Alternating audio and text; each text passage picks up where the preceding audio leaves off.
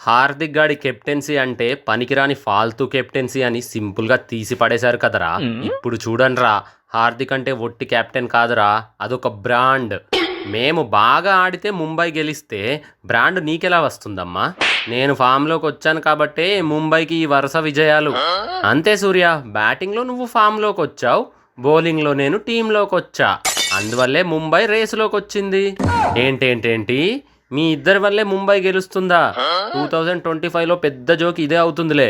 గెలిస్తేనేమో నేను కొట్టాను, నేను పొడిచాను అంటారు, ఓడిపోతేనేమో ఆ హార్దిక్ గాడికి కెప్టెన్సీ రాదు, అందుకే ఓడిపోయామంటారు. అంతేనా?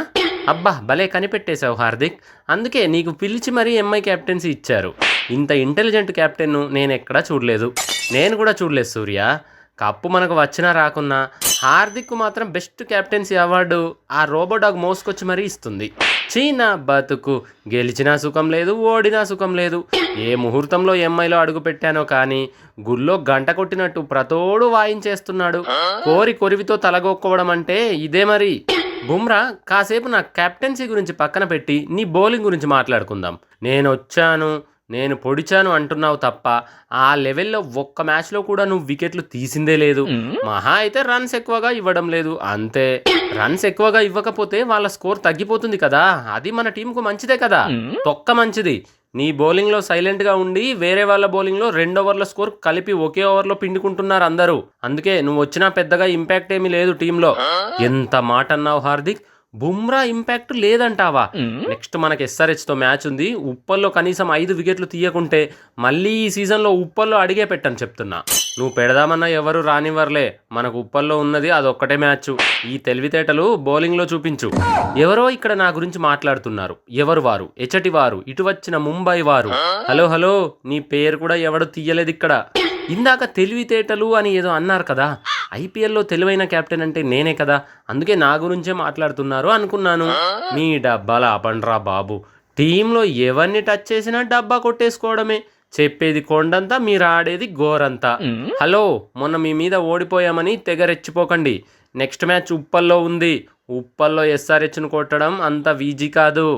ఉప్పల్లో కాదు, అంతరిక్షంలో ఎగురుకుంటూ ఆడినా మేమే గెలుస్తాం. ఎందుకంటే అసలు మీ టీంని ఎవ్వడూ కన్సిడర్ చేయడం లేదు. ఎస్ఆర్హెచ్తో మ్యాచ్ అంటే చాలు, మ్యాచ్కు ముందే టేబుల్లో 2 పాయింట్లు కలిపేసుకుంటున్నారు తెలుసా. అదంతా నిన్న మొన్నటి వరకు. మా వాళ్ళు కూడా మారిపోయారు. 6ల కోసం చెత్త షాట్లు ఆడటం మానేసి వికెట్లు కాపాడుకుంటూ విధ్వంసం చేయడం ఎలాగో మీకు చూపిస్తారులే. కమిన్స్ అన్న, నన్ను ఓపెనర్గా పంపించన్నా. ముంబైకి పట్టపగలే చుక్కలు చూపిస్తా. మ్యాచ్ రాత్రుంటే పగల చుక్కలు ఎలా చూపిస్తావురా కిషను? మొన్న ఒక్క రన్ అయినా చేసావు ముంబై మీద. ఈసారి ఆ ఒక్క రన్ కూడా నీకు ఇచ్చేది లేదు. నువ్వు డక్అవుటే. రేపు మీ మీద సెంచరీ చేయకుంటే నెక్స్ట్ సీజన్ ఐపీఎల్ ఆడటమే మానేస్తాను, చూసుకో. నువ్వు ఇలాగే ఫెయిల్ అయితే నువ్వు మానేయాల్సిన అవసరం లేదురా. ఫ్రాంచైజీలే నిన్ను కొనడం మానేస్తారు, జాగ్రత్త. మరి ఇప్పుడు ఏమీ మాట్లాడను హార్దిక్ బ్రో. నేను రేపు బ్యాట్తోనే నీ ప్రశ్నకు సమాధానం చెప్తా. సూపర్ రా ఇషాన్, నువ్వు వెళ్ళి గట్టిగా ప్రాక్టీస్ చేసుకో. నిన్ను గెంటేసిన ముంబైకి నీ పవర్ ఏంటో చూపించాలి. అలాగే అన్న, బాయ్. ఏంది కమిన్స్ బ్రో, వాడిని ఇంతలా లేపుతున్నావు? వాడి మీద అంత నమ్మకం ఉందా నీకు? నమ్మకమా పాడా? మా ఓపెనర్లు ఎప్పుడు ఆడతారో ఎప్పుడు చేతులు ఎత్తేస్తారో వాళ్ళకే తెలియదు. అందుకే వీడిని కాస్త బూస్టప్ చేసి పెడుతున్నా. పర్వాలేదు కమిన్స్, నా అంత కాకున్నా నీకు కూడా కాస్త తెలివి ఉందిలే. నీకెక్కడ తెలివి హార్దిక్? మొన్న 2 మ్యాచ్లు, ఒక మ్యాచ్లో రోహిత్, ఇంకో మ్యాచ్లో మీ కోచ్లో ఐడియాలు ఇస్తే గెలిచారంట కదా.